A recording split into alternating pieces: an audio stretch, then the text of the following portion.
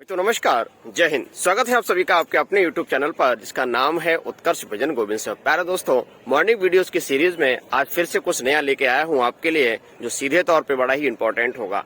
तो आज मेरा मन है कि चलो क्यों ना इंडियन कॉन्स्टिट्यूशन का जो प्रियम्बल है, उद्देशिका है, उसके बारे में आपसे कुछ बातें कर लेता हूँ।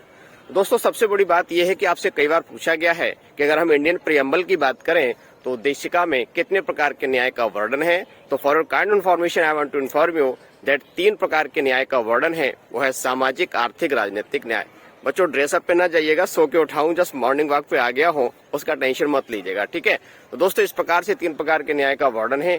यहाँ सबसे बड़ी इंपॉर्टेंट बात यह है कि जब हम बात करते हैं उद्देशिका की, तो उद्देशिका के अनुसार भारत क्या है ये जानना जरूरी है। तो बच्चों, आपको बता दें, एक संपूर्ण प्रभुत्व संपन्न, समाजवादी, पंथ निरपेक्ष, लोकतंत्रात्मक गणराज्य के रूप में दोस्तों इसको जानते हैं। यहाँ सबसे इम्पोर्टेंट बात यह है, आपसे एग्जाम में कई बार पूछा गया है कि जब संविधान लागू हुआ, समझ पा रहे ना, जब संविधान लागू हुआ उस समय भारत की संवैधानिक स्थिति क्या थी। तो प्यारे दोस्तों, एक संपूर्ण प्रभुत्व संपन्न, लोकतंत्रात्मक गणराज्य के रूप में इंडिया को जाना जाता था।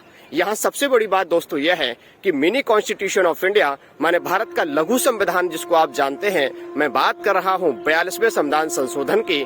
तो 42वें संविधान संशोधन की बच्चों अगर हम बात करें तो उसके द्वारा समाजवादी और पंथ निरपेक्ष शब्द 2 जोड़े गए इस ऊपर वाली लाइन में, और लास्ट में शब्द जोड़ा गया था एकता के साथ अखंडता। माने जानना जरूरी है कि 3 शब्द जोड़े गए थे, माने समाजवादी, पंथ निरपेक्ष और एकता के साथ अखंडता। तो हम ये कह सकते हैं कि वर्तमान समय में अगर इन संशोधन के द्वारा किए गए जो शब्द हैं वो उसके हिसाब से आज भारत जो है वो एक संपूर्ण प्रभुत्व संपन्न, समाजवादी, पंथ निरपेक्ष, लोकतंत्रात्मक गणराज्य के रूप में जाना जाता है। समझ पा रहे हैं। एक सबसे बड़ी इंपॉर्टेंट बात दोस्तों ये भी है कि बात अगर भारतीय संविधान की उद्देशिका की करें तो जनरली कुछ लोग बोलते हैं कि प्रस्तावना। तो ध्यान रखना, प्रस्तावना शब्द सही नहीं है, क्योंकि प्रस्तावना शब्द का कॉन्स्टिट्यूशन में कोई वर्णन ही नहीं है। उसके लिए हम क्या उद्देशिका कहते हैं और अंग्रेजी में कहते हैं प्रियम्बल। समझ पा रहे हैं। एक बात तो ये रही। इसके अलावा सबसे बड़ी बात बच्चों ये निकल के आती है कि संविधान की जो उद्देशिका है उसमें किस तिथि का वर्णन है। तो वैसे तो हम लोग कहते हैं कि मिति मार्ग शीर्ष शुक्ल सप्तमी संवत 2006 विक्रमी को एत द्वारा संविधान को अंगीकृत अधिनियमित करते हैं, लेकिन इसके अलावा जो ऊपर जो तारीख लिखी है वो है 26 नवंबर 1949। माने जो तारीख है वो 26 नवंबर की बात कर रहे हैं।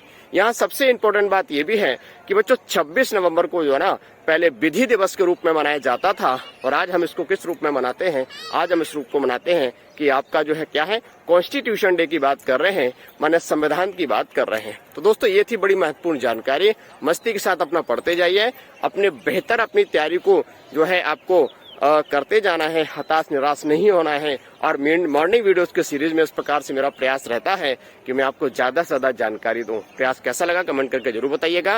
मिलते हैं अगले वीडियो में, तब तक के लिए शुक्रिया, थैंक यू, जय हिंद। पर रुकिए दोस्तों, अभी तक आपने हमारे उत्कर्ष विजन फेसबुक पेज को फॉलो नहीं किया है तो फॉलो जरूर करिएगा। यूट्यूब चैनल को भी फॉलो करिएगा, सब्सक्राइब करिएगा। विश्वास मानिए, सिलेक्शन दूर नहीं है। Best of luck for your super TET exam. Thank you.